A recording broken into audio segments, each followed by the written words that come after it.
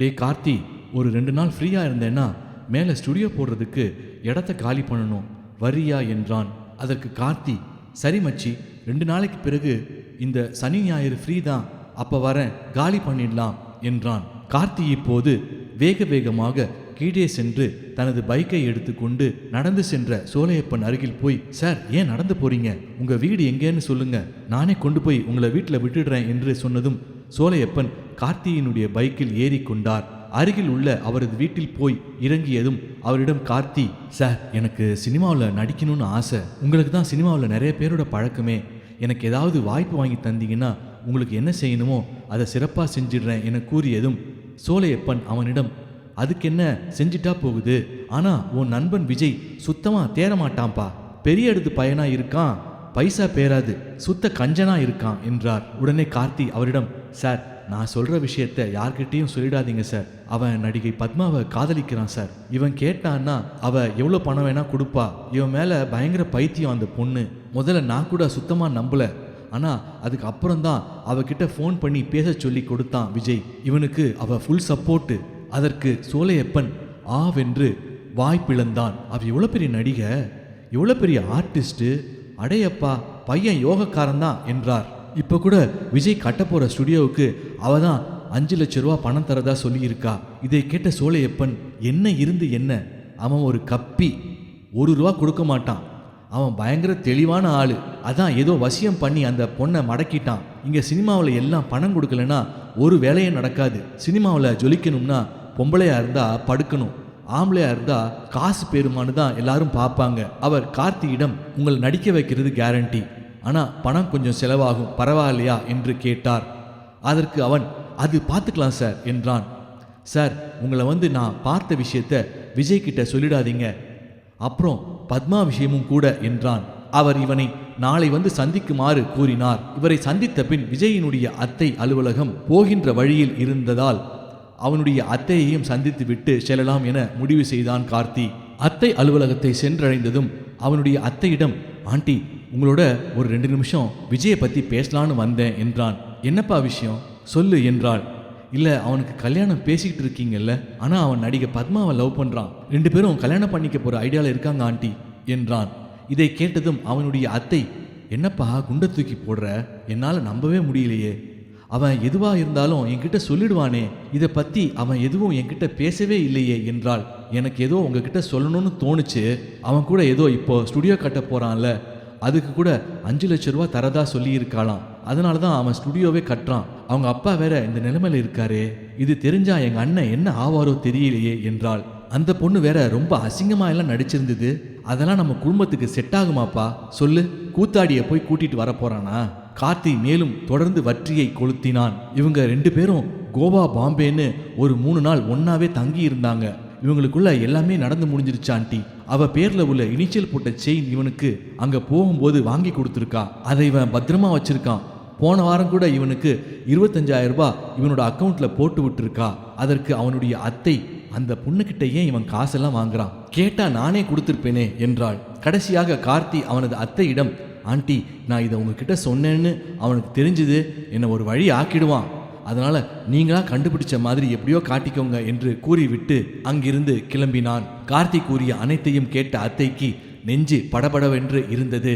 ஏன் இந்த புள்ள இப்படி பண்றான் என்று மனதிற்குள் கவலை கொண்டாள். உடனே விஜயினுடைய அம்மாவை அழைத்தாள். அண்ணி நான் தான் பேசுறேன், எங்க அண்ணன் பக்கத்துல இல்லையே என கேட்டாள். அதற்கு இல்லை, உள்ள படுத்திருக்காக, என்ன விஷயம், எதுவும் முக்கியமா என்று கேட்டவுடன், நான் சொல்றத கொஞ்சம் பதறாம கேளுங்க, நம்ம விஜய் இருக்கான்ல, அந்த பொண்ணு நடிகை பத்மா நம்ம வீட்டுக்கு வந்தாலே, அவளை லவ் பண்ணுறதா இந்த கார்த்தி பையன் இப்போதான் என்கிட்ட சொல்லிட்டு போகிறான் என்றதும் அவனது அம்மா, என்னது அந்த பத்மா பொண்ணை லவ் பண்ணுறானா, அதான் என்கிட்ட அந்த பொண்ணை கூட்டிகிட்டு வரட்டுமா நம்ம வீட்டுக்குன்னு கேட்டான். அப்போ எனக்கு அது ஏன்னு புரியல, ஆனால் அப்போவே அதெல்லாம் வேண்டாம்னு சொல்லிட்டேன். அந்த பொண்ணுக்கு வேற கண்டவனோட தொடர்பு இருக்குன்னு வேற பேப்பர்ல எல்லாம் படிச்சிருக்கேன். இவனுக்கு இது தேவையா? உங்கள் அண்ணனுக்கு மட்டும் இது தெரிஞ்சுது அவர் உயிரையே விட்டுருவார், பாவம் இப்போதான் மனுஷன் செத்து பிழைச்சி வந்திருக்கிறாரு, அதுக்குள்ள அடுத்த அணுகுண்டை தூக்கி போடுறானே பாவி என்றாள். அந்த பொண்ணு தான் அண்ணி இவனுக்கு ஸ்டுடியோ கட்டுறதுக்கு 5 லட்ச ரூபா பணம் தரேன்னு சொல்லியிருக்கா போல, அதான் ஸ்டுடியோ கட்டுறான். போன வாரம் வேற ஏதோ பணம் எல்லாம் செலவுக்கு அவகிட்ட தான் வாங்கினதா கார்த்தி சொன்னான். இப்போ என்ன பண்ணுறது அண்ணி, எப்படி இதை தடுக்கிறது? நான் எதுக்கும் இன்னைக்கு சாயங்காலம் வீட்டுக்கு வரேன், அவன் இருந்தானா அவன் கூட பேசி பார்க்கலாம் என்று அவனின் அத்தை கூறினாள். இப்போது பத்மா விஜயை அலைபேசியில் அழைத்தாள். காலையில் ஃபோன் பண்ணியிருந்த போல நான் கொஞ்சம் பிஸியாக இருந்தேன் என்றதும் விஜய் அந்த இயக்குனர் ராவோட படமா என்றதற்கு, ஐயோ நான் நீ சொன்ன பிறகு அவன் கூட நடிப்பேனா, இது வேற ஒரு படம் என்றாள். நான் நீ சொல்றத இப்போ வரைக்கும் நம்புறேன்டி பத்து, ஆனால் அது மட்டும் உண்மையாக இருந்தது, சத்தியமா அன்னையோட நம்ம உறவு கட்டு சொல்லிட்டேன் என்றான். சரி சரி நிச்சயமா, வேற என்ன, எதுக்காக காலையில் ஃபோன் பண்ணியிருந்த, எதுவும் விஷயமா என்றாள்.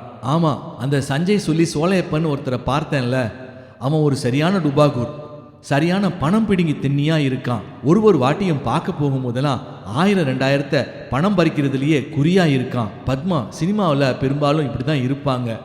என்ன 1000-2000 தானே, அவன் கேட்குற பணத்தை மூஞ்சியில தூக்கி எறி, அதை நான் தரப்போறேன் என்றாள். எனக்கு என்னமோ இதெல்லாம் சரின்னு படலை பத்து, இப்படி தான் சினிமாவுக்குள்ளே நுழையணும்னா அப்படிப்பட்ட சினிமாவே எனக்கு வேண்டவே வேண்டாம் என்றான். இந்த வாரம் இறுதியில தான் அந்த கார்த்தி பையன் வரேன்னு சொல்லியிருக்கான். அப்போ தான் அந்த இடத்த காலி பண்ணி ஸ்டுடியோ வேலைகளை தொடங்கணும், அப்போ காசு தேவைப்படும், அதை வாங்கிக்கிறேன் என்றதும் பத்மா, இப்போ கை செலவுக்கு காசு எதுவும் வச்சுட்டு இருக்கியா, இல்லை எதுவும் அனுப்பவா என்று கேட்டதற்கு, இல்லை நீ ஏற்கனவே அனுப்பின பணம் இருக்கு, தேவைப்பட்டா வாங்கிக்கிறேன் என்றான்.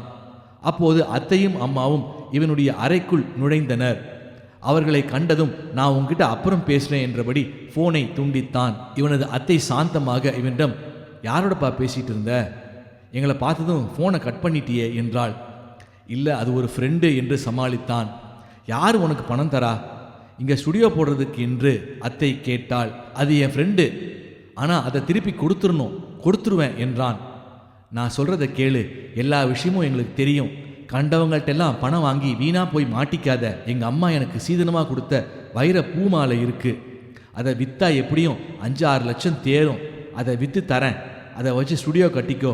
இனிமேல் அந்த பொண்ணுக்கிட்ட காசு வாங்குகிற வேலையெல்லாம் வேண்டாம், அப்படியே அந்த பொண்ணை கை கழுவுற வேலையை பாரு, நம்ம குடும்பத்துக்கும் அந்த பொண்ணுக்கும் எல்லாம் செட்டே ஆகாது என்றாள் அம்மா. அதனால் அவளோட இனி சங்காத்தம் கொள்றதெல்லாம் நிப்பாட்டு. என்னமோ அவ கூட கோவா பாம்பேன்னு எல்லாம் 3-4 நாள் ஊர் சுத்தினியா, இதெல்லாம் தெரிஞ்சுது. நம்ம அப்பா இப்போ தான் பரிபூர்ணமாக குணம் ஆகிட்டு வராரு, அப்புறம் ஏதாவது ஒன்று கிடக்க ஒன்று ஆயிடுச்சுன்னா என்னால் எல்லாம் அதை தாங்கிக்க முடியாது சொல்லிட்டேன் என்றாள். இதை கேட்ட விஜய் மிகுந்த ஆச்சரியமாக, இதெல்லாம் உங்களுக்கு எப்படி தெரியும், கார்த்தி சொல்லிட்டான் போல, அவனுக்கு இருக்கு, எல்லாத்துக்கும் வரட்டும், அவனை வச்சுக்கிறேன் என்றான். அடுத்த நாள் காலை அத்தையும் அம்மாவும் சென்று அந்த வைர பூ மாலையை விற்று 6 லட்சம் ரூபாய் பணத்தை கொண்டு வந்து விஜயிடம் கொடுத்தனர். அவனது அம்மா இவனிடம், அந்த பொண்ணுக்கிட்ட வாங்கின காசெல்லாம் இதில் இருக்க பணத்தில் திருப்பி கொடுத்துரு, மற்றதை ஸ்டுடியோ கட்டுறதுக்கு பயன்படுத்திக்கோ என்றாள்.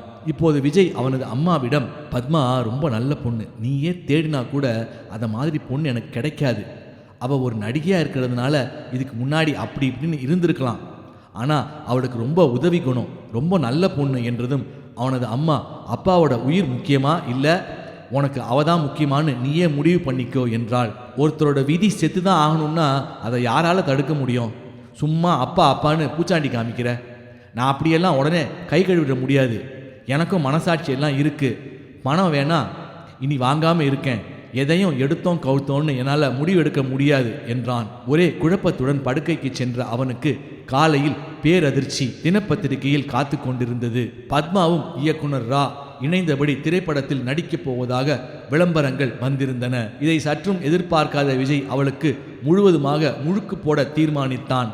அந்த விளம்பரத்தை கண்டதும் பத்மாவிற்கு ஒரே ஒரு மின்னஞ்சல் மட்டும் கடைசியாக அனுப்பினான். அந்த மின்னஞ்சலில் குட் பை ஃபார் எவர் என்று அனுப்பியிருந்தான். நேராக அவனது அம்மாவிடம் சென்றான். நானும் நேற்று நைட்டெல்லாம் யோசித்து பார்த்தேன், அந்த பொண்ணு பத்மா நம்ம குடும்பத்துக்கு ஒத்து வர மாட்டான்னு தான் தோணுது, பேசாமல் எனக்கு நீங்கள் எந்த பொண்ணை பார்க்குறீங்களோ அவளையே கல்யாணம் பண்ணிக்கிறேன், அதுவும் இல்லாமல் எனக்கு அப்புறம் தம்பிகளுக்கும் கல்யாணம் ஆகணும், அதனால் யோசித்து பார்த்தேன், என்னால் அவங்களோட வாழ்க்கையும் எதுக்கு சீரழிக்கணும்னு தோணுச்சு, அதுதான் என்றான். நாம் கும்பிடுற குலசாமி கடைசியாக எப்படியும் நம்மளை கைவிடல போல இருக்குது, எப்படியோ என் மகனுக்கு புத்தி வந்துருச்சுன்னு நினைக்கும் போது ரொம்ப ஆறுதலாக இருக்குது. அந்த ஊர்காலி முண்டைய கை கழுவிட்டேன்னு உன் வாயில் சொல்லும்போது என் குலத்தை காக்க வந்த காடேரி தான் என் பிள்ளையோட மனசில் இருந்து விரட்டி விட்டான்னு நினைக்கிறேன். முதல் வேலையாக நம்ம குலதெய்வத்தையும் உங்கள் அத்தை வேண்டிக்கிட்ட அமிர்த கடேஸ்வரருக்கும் நேர்த்தி கடன் செலுத்திட்டு வந்துடுவோம், இல்லைனா சாமி குத்தமாயிடும். இப்போது அவனது அத்தையும் அழைத்து கொண்டு இவர்கள் வேண்டிக் கொண்ட நேர்த்தி கடன்களை செலுத்துவதற்காக முதலில் அமிர்த கடேஸ்வரருக்கு சென்று அபிஷேகம் மற்றும் அர்ச்சனைகளை செய்துவிட்டு மற்றும் இவர்களுடைய குலதெய்வ சாமியை வழிபடுவதற்காக கீழாநல்லி கோட்டையில் உள்ள அக்கோயிலுக்கு சென்றனர். அக்கோயிலில் சென்று இவர்கள் வேண்டிக் கொண்டபடி 2 சூல ஆட்டு பூஜைக்கான பணத்தையும் பூசாரியிடம் கொடுத்தனர். அதனை பெற்றுக்கொண்ட பூசாரி இவர்களுக்கான பூஜையை செய்து முடித்தார். கடைசியாக இவர்களுடைய குலதெய்வ சாமியான காடேரியிடம் ஆரத்தி காட்டுவதற்காக இவர்களை அழைத்து சென்ற பூசாரி அந்த காடேரி சந்நிதிக்கு சென்றதும் ஓம் பத்மாய நமக என்றபடி கற்பூரத்தை ஏற்றி காடேரிக்கு தீபம் காட்டினார். இதை கேட்ட விஜய்க்கு தூக்கி வாரி போட்டது. என்னது இது, இவர் கடைசியா பத்மாய நமகன்னு சொல்றாரே, இது என்ன விந்தையா இருக்கு? நாம யாரை தவிர்க்கணும்னு சொல்றோமோ அது நாம வீசி எறிஞ்ச பந்த போல நம்மளை நோக்கி திரும்ப திரும்ப வருதே என மனசுக்குள் நினைத்து கொண்டான். எது எப்படியோ அந்த சனியை நம்மளை திரும்பி அண்டாம இருந்தா சரி என மனதிற்குள் நினைத்து கொண்டான். ஒரு வழியாக அனைத்து பூஜைகளையும் முடித்து கொண்டு அத்தையுடன் இவர்கள் வீடு திரும்பினர். நண்பன் கார்த்தி இவனை அழைத்து, என்னடா மேல ஸ்டுடியோ போடுறதுக்கு இடத்த காலி பண்ண உதவிக்கு கூப்பிட்டிருந்தியே, அதான் என்ன வரட்டுமா என்றான். அதற்கு விஜய் கிளம்பி வர சொன்னதும் இருவரும் அந்த இடத்தை காலி செய்யும் பணியில் மும்முரமாக இருந்தனர். அப்போது விஜய் கார்த்தியிடம், ஏண்டா தேவையில்லாம போய் எங்க அத்தை கிட்ட போய் எனக்கும் பத்மாவுக்கும் காதல்னு எல்லாம் சொன்னேன். நீ சொல்லாம இருந்தா இந்த விஷயம் இவ்வளவு பூதாகரமா யாருக்குமே தெரிஞ்சிருக்காது. இப்ப பாரு, நானே அவளை கை கழுவிடலாம்னு முடிவு பண்ணிட்டேன். உன் உளறுவாயை வச்சுட்டு உன்னால சும்மா இருக்க முடியலடா கார்த்தி என்றான். அதற்கு கார்த்தி விஜயிடம், என்னடா சொல்ற, பத்மாவை கை கழுவிட்டியா? ஐயோ ஏண்டா என பதறினான். அவ செட்டாக மாட்டா, ஆடின காலும் பாடின வாயும் சும்மா இருக்க முடியாதுன்னு சொல்லுவாங்களே, அத மாதிரி அவளால் எல்லாம் சும்மா இருக்க முடியாது கார்த்தி. என்கிட்ட கடைசி வரைக்கும் அவன் கூட நடிக்கவே மாட்டேன்னு சத்தியம் செஞ்சா. அப்படி சொன்னவளை பேப்பரில் பார்த்ததும் தான் ரொம்ப அதிர்ச்சியாக இருந்தது. அப்புறம் நம்ம சொன்ன வார்த்தைக்கு அங்கே என்ன மரியாதை? நல்ல வேளையா சிங்கத்தோட வாயில தலையை கொடுத்துட்டு எப்படியோ தப்பிச்சிட்டேன். அவள் பயங்கரமான ஆளு.